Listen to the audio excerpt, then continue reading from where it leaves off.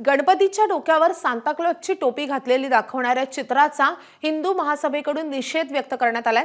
Russian चित्रकार निकास सॅफ्रनोव यांनी गणपतीच्या डोक्यावर सांताक्लॉजची टोपी असलेले चित्र काढलं होतं। निकास यांच्या चित्रांचं national gallery of modern arts मध्ये 30 डिसेंबर ते 15 जानेवारी पर्यंत प्रदर्शन आयोजित करण्यात आले। या प्रदर्शनाला केंद्रीय सांस्कृतिक मंत्रालयाकडून प्रायोजित करण्यात आल्याची जाहिरात आज वृत्तपत्रांमध्ये छापून आली आहे। त्यानंतर हिंदू महासभेने त्याचा विरोध केलाय। याच्या विरोधात आज पुण्यात निदर्शनही करण्यात येणार आहेत। यावर भाजप कसा धर्माचा वापर करते हे आज दाखवतो म्हणत ही जाहिरात दाखवण्यात आली आहे।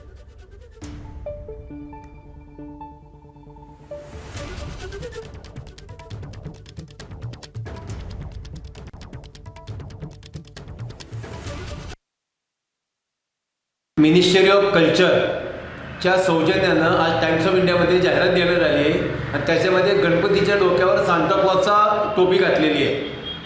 हिंदूंचा, हिंदुत्वाचा आणि हिंदूंचे